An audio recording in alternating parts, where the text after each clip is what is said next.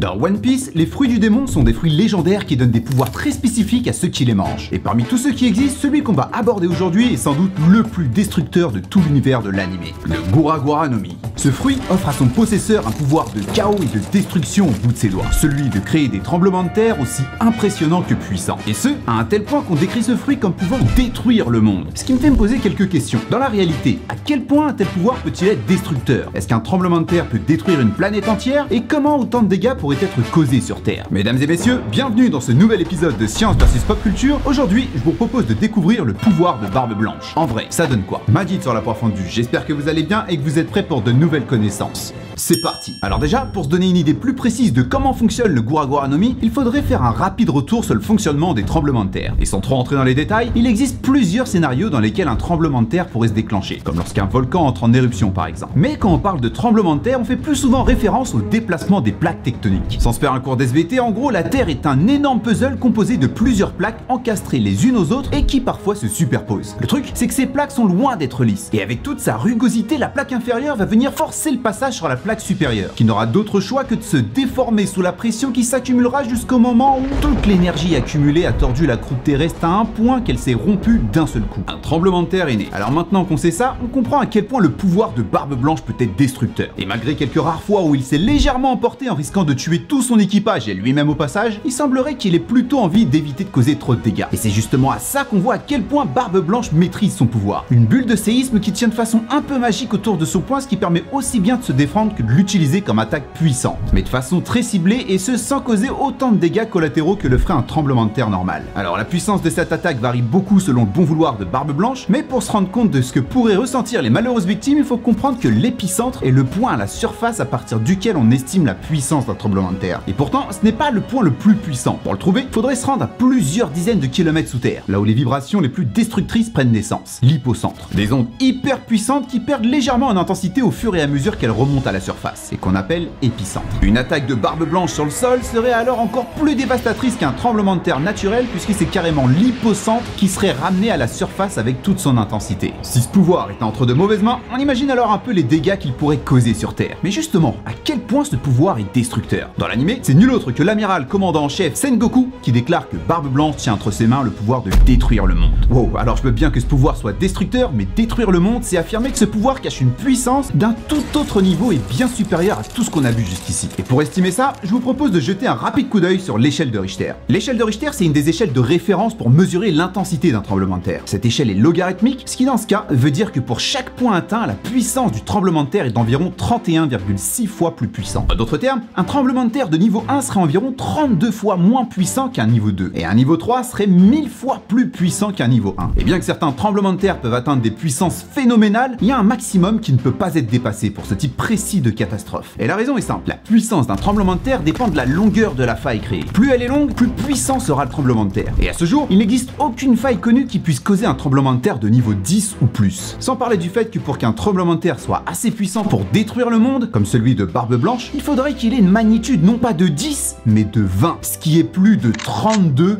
billions de fois plus puissant que le tremblement de terre le plus fort jamais mesuré en 1960 au Chili, qui était d'une magnitude de 9,5. Pour atteindre un tremblement de terre de magnitude 20, il faudrait que la faille fasse 80 000 km de longueur, ce qui n'arrivera jamais vu que la circonférence de la Terre est 2 fois plus petite que ça. Le Gura no Mi décrit comme étant le pouvoir capable de détruire la Terre par la puissance d'un tremblement de terre et alors impossible. À moins que les astéroïdes, le vrai danger qui pourrait mettre toute notre planète à l'état de poussière, ne se situe pas sur Terre mais bien dans l'espace. Et là on entre dans des puissances qu'aucune âme humaine ne pourra se représenter. Je vais essayer. Prenez un caillou et jetez-le dans les airs. Logiquement, avec la gravité, la pierre est censée retomber. Mais en le lançant super fort, il sortira alors du champ gravitationnel de la Terre pour ne plus jamais retomber. C'est ce qu'on appelle l'énergie potentielle gravitationnelle. L'énergie nécessaire pour détruire la Terre est alors la même que celle utilisée pour lancer cette pierre, multipliée par toute la masse présente sur la Terre. Et sachez qu'il y a des personnes qui se sont intéressées au sujet de façon très sérieuse et ont trouvé ce résultat. Et en mettant les données de la Terre, la puissance nécessaire pour faire partir notre planète dans un bouquet final galactique est de 2,25 25 x 10 puissance 32 joules. Ok, difficile à comprendre cette puissance, mais en bref, détruire la Terre à un point qu'elle ne puisse plus jamais se reformer n'est pas près d'arriver. Aucun astéroïde ou même aucune planète naine comme Cérès, qui fait pourtant 945 km de diamètre, ne pourrait faire disparaître la Terre. Tout ça pour dire que bien que je reconnais la puissance démesurée de son pouvoir, j'ai de gros doutes sur la capacité de Barbe Blanche à détruire une planète entière. À moins que l'amiral Sengoku parlait non pas de détruire la Terre, mais la vie sur Terre. Et là, ça change tout. Qu'un astéroïde d'un diamètre de seulement 10 km y arriverait sans problème. Ce qui est sûr, c'est que le Gorgo Unomi cache plutôt un pouvoir de crash d'astéroïde que celui d'un simple tremblement de terre. En tout cas, c'est tout pour cet épisode, et même si certains chiffres peuvent faire mal à la tête, j'ai pris pas mal de plaisir à lier tous ces sujets ensemble. J'espère que ça vous aura aussi plu. Si c'est le cas, comme d'habitude, n'hésitez pas à mettre un pouce bleu et à partager cette vidéo au maximum. Maintenant, comme d'habitude, c'est à vous de jouer. Dites-moi en commentaire si on vous donnait la possibilité de manger un fruit du démon, mais que vous ne pourrez plus jamais nager ensuite. Vous le prendriez? Dites-le en commentaire avec un emoji bleu pour non et rouge pour oui. Aussi, je voulais vous informer officiellement que le Discord de la chaîne est maintenant disponible. L'occasion pour moi de vous annoncer qu'un grand tournoi va être organisé pour la sélection des emojis du serveur. Ceux qui obtiendront le plus de votes auront leur emoji sélectionné et disponible pour tous. On se dit alors à très vite sur le Discord. C'est tout pour moi, je vous dis alors à bientôt pour de nouvelles connaissances.